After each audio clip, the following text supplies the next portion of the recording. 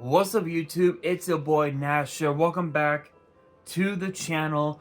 Now before we get started with this week's episode of WWE's Biggest Issue, the road to 200 subs has now come to a close and we are now 239 subs away. Actually, no, I take that one back. We are now 238. 238 subs away from hitting 500 subs, and who knows, maybe we might hit 500 subs by the end of the summer. Only time will tell. But as I've said in previous videos, if this channel does get to 500 subs, I will open up this Korean LOB booster box in its entirety on the channel that I got from my partners over at Collector Store. So be sure to check them out. Link and address will be in the description below. By checking them out, not only does it support them, it also supports the channel, and I would greatly appreciate it. On the hopes to potentially pull a Blue Eyes White Dragon, a Dark Magician, a Red Eyes Black Dragon, a piece of Exodia, Monster Reborn, Pot of Greed. The possibilities are out there. However, if this channel gets to 1,000 subs, I will open up this first edition Toon Chaos box in its entirety on the channel that I also got from my partners at Collector Store, on the hopes to potentially pull a collector's rare out of this set. But with that being said, if you guys want to see those boxes get opened, maybe you guys want more episodes of WWE's Biggest Issue, maybe you guys want more episodes of Yu-Gi-Oh's Biggest Issue, deck profiles, card discussions, WWE topic videos, or maybe, just maybe, you guys want some premium live event predictions and results. Well, if you guys want all of that and more, my channel is the place to be. So if you guys are new to the channel, and I know that a lot of you guys are, because more than 85% of you guys are watching the content, but you guys are not even subscribed. And to top it all off, we got to get more women to watch the content as well. So if you guys are watching the content, you like the content, and you want more of the content, but you guys have not subscribed as of yet, then make sure you guys do indeed subscribe to the channel, turn on the notification bell, smash that thumbs up button on this video, and as always, make sure you guys are following me on all my social media. All my ads will be in the description below, as will the info to my fan mail. It will also be in the description as well. And I want you guys to post in the comments below answering the question of the day, which is basically this week's episode. But the question of the day is this: which championship would you guys like to see return to WWE? Let me know down in the comments below. And for this week's episode, that is exactly what we are going to be talking about today. It's exactly which championships WWE could potentially be bringing back. Like, what championships we could see come back in the future. And honestly, there's quite a few championships that WWE has done over the years, including the 24/7 championship, the Divas championship, the World Heavyweight title, which is, I'm talking about the old one, the 2002 version. You know, there's been quite a few, and even also the original World Tag Team titles, which date all the way back to 1971, which is incredible, which is absolutely crazy. But honestly, there are a few that I could totally see WWE bringing back at some point, but it's hard to say whether or not we'll be getting them. But without any further ado, let's get straight into it. Kicking things off is actually one that actually kind of pissed off a lot of fans in a way. But coming in at number 5 is obviously the NXT Women's Tag Team titles. Now these set of tag team titles have quite a little bit of history, as this dates all the way back to March 10th, 2021, where where Dakota Kai and Raquel Rodriguez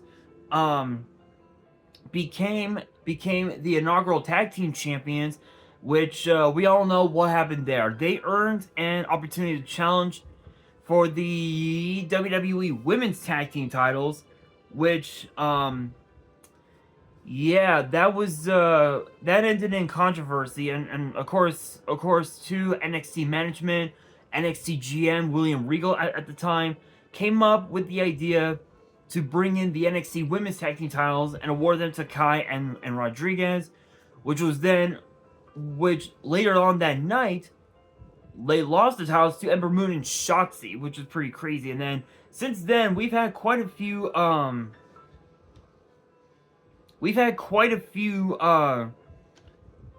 different sets of tag team champions, including tag teams like The Way, Io Sky and Zoe Stark, Toxic Attraction, Cora Jade and Roxanne Perez. Whoop! Almost dropped the iPhone. Ha! Kaden Carter and Katana Chance, Fallon Henley and Kiana James, and of course, to the last champions were Alba Fire and Isla Dawn. In fact, I think the longest reign out of all of these is, I believe, 186 days, which was I thought so. Kaden Carter and Katana Chance held this house for that long, and I feel like those tag titles, they haven't gotten the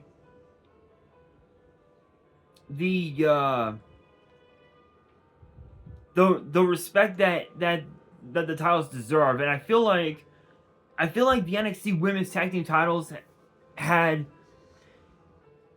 kind of lost their value, I guess, in a way. The moment the titles were unified with the WWE Women's Tag titles, excuse me, which were won by Shayna Baszler and Ronda Rousey, and I feel like if these titles made a comeback, hands down, I could totally see the new group, Fatal Influence, I think it's called. I could totally see them winning the titles if these titles made a comeback, because I feel like that trio, especially using the Freebird rule, they could totally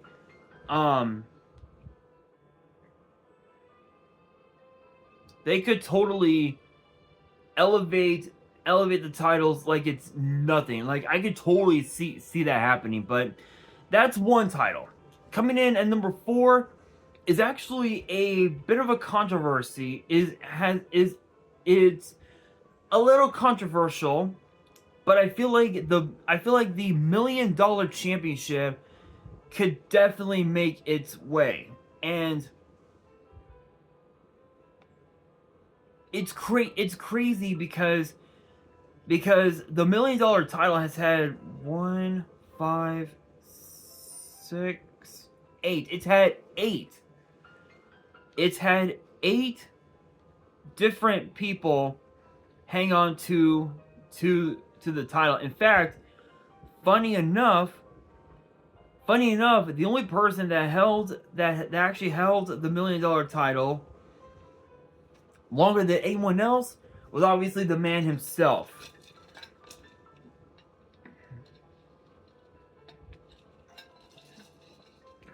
Excuse me. Was none other than the $1 Million Man, Ted DiBiase, where he held the title for 905 days. In fact, he's actually the only person to hold it twice. And then, of course, Virgil held it, Stone Cold held it. Obviously, Ted DiBiase Jr. held it, and it was retired after that in November of 2010. Then it came back in 2021, involving the chaos between Cameron Grimes and LA Knight, both which won that title, which is pretty crazy. So I feel like with the $1 million title, it could definitely become a staple to NXT as a way to help up and comers get their start in and get a feel for what it's like to win championship gold, if you will. So I feel like that could definitely come into play, which would be pretty cool. But next up, coming in at number 3 is actually none other than the WWE European Championship. The reason why I brought this one up is because when you look at the legacy of said European title, this has a lot of rich history. More than 30 people held on to said title. In fact, the very first ever champion was none other than the British Bulldog. He held it for 205 days, which was crazy. And the only person that's held the title more times than anyone else, I believe, is the British Bulldog or D'Lo. It's one or the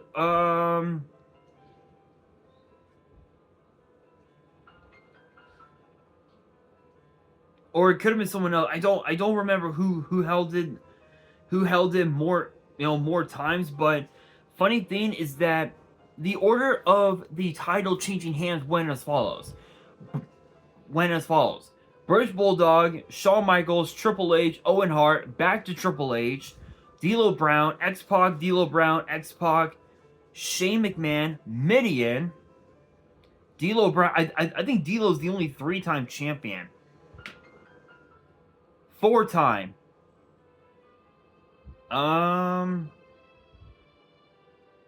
Yeah, I believe he's actually the only person that held it more times than anyone else. British Bulldog, Val Venus, Kurt Angle, Chris Jericho, Eddie Guerrero, Perry Saturn, Al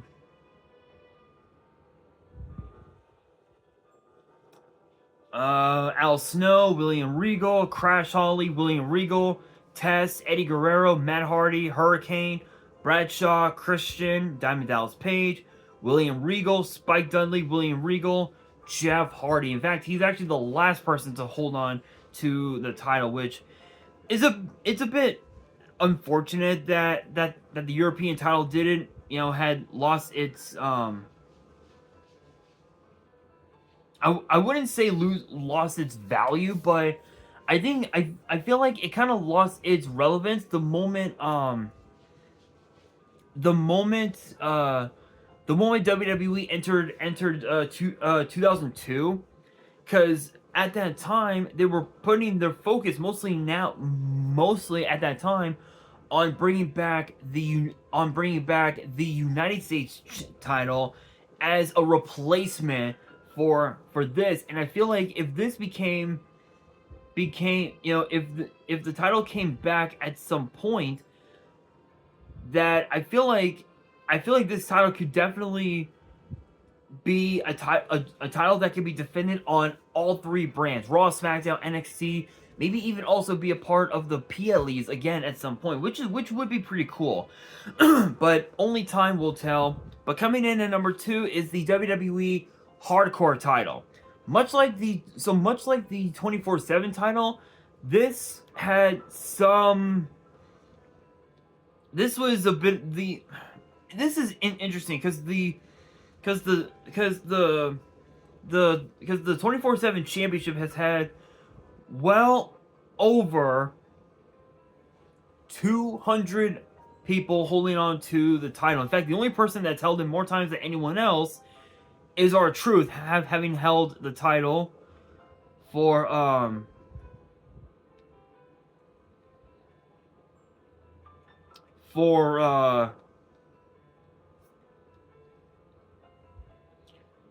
I believe a grand total of 52 times, which is pretty crazy. In fact, the longest reign for one person, if you can actually believe this, is, if I can find it,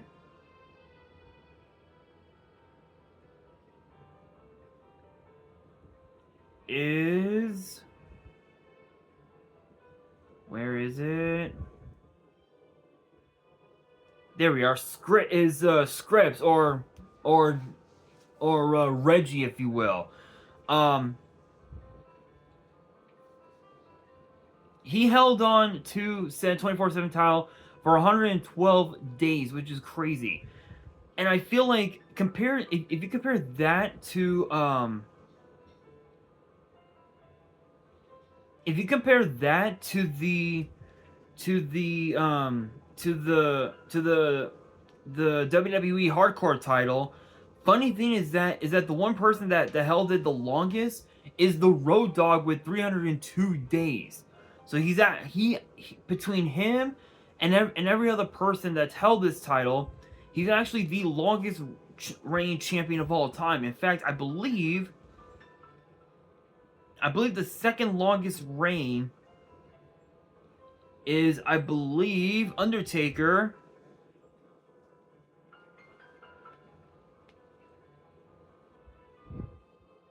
With, if I can find it, I don't think I can. It's gotta be somewhere. Would have to be, I think, Maven.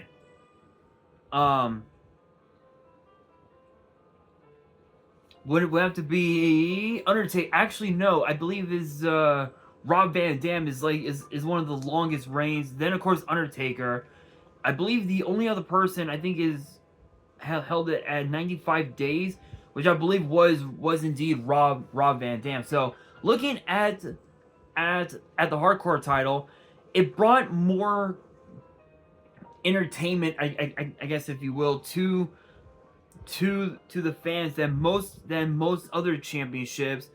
And honestly, I feel like bringing back the Hardcore title would bring more relevance, I guess, if you will, to hardcore based matches, which would be pretty cool. But there is another title that I could definitely see coming back, and it's one that pissed off a lot of fans, and that is the WWE Cruiserweight Championship. I don't even have to say anything else. I mean, think about this. If WWE brought back the Cruiserweight Classic and brought back the Cruiserweight title, dude, that Cruiserweight title would have so much prestige. I mean, think about this. With the newer version of the Cruiserweight title, this actually goes back this actually goes back a bit to where, all the way to the first ever, to the only Cruiserweight Classic, where TJ Perkins won the tournament and held on to the title for 45 days. Since then, there have only been a few people who have held it longer than... There have only been a couple people who have held it for longer than 100 days. Those people are Neville with his first run at 196 days. Cedric Alexander at 180 days. Murphy at 183 days. Drew Gulak with 108 days. And then of course JD McDonough at 438 days. Funny enough, during that same run, Santos Escobar held it for 313 days, almost a year, funny enough. Kushida at 160 days, and Roderick Strong at 105 days. Carmelo Hayes became the last champion, unifying the title with the NXT North. Excuse me, with the NXT North American title, funny enough. And I feel like if WWE brought back the Cruiserweight title, it could become very much similar to the European title and the hardcore title, a staple to all three brands. I feel like it should. Not sure if it will though, but at this point now, it's hard to say whether or not we'll be seeing these titles back in WWE.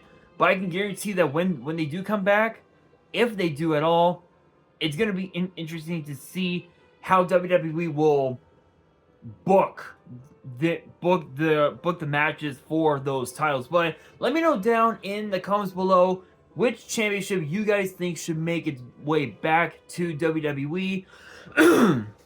Excuse me. I'm very curious of what you guys have to say. But with that being said, that'll do it for this week's episode of WWE's Biggest Issue. Hopefully you guys enjoyed. If you did, make sure you guys smash that thumbs up button. If you guys are new to the channel and you guys want more episodes of WWE's Biggest Issue in the future, then make sure you guys subscribe to the channel, turn on the notification bell, and follow me on all my social media. All my ads will be in the description below, as will the info to my fan mail. It will also be in the description as well. And on that, this is your boy Nash, signing out.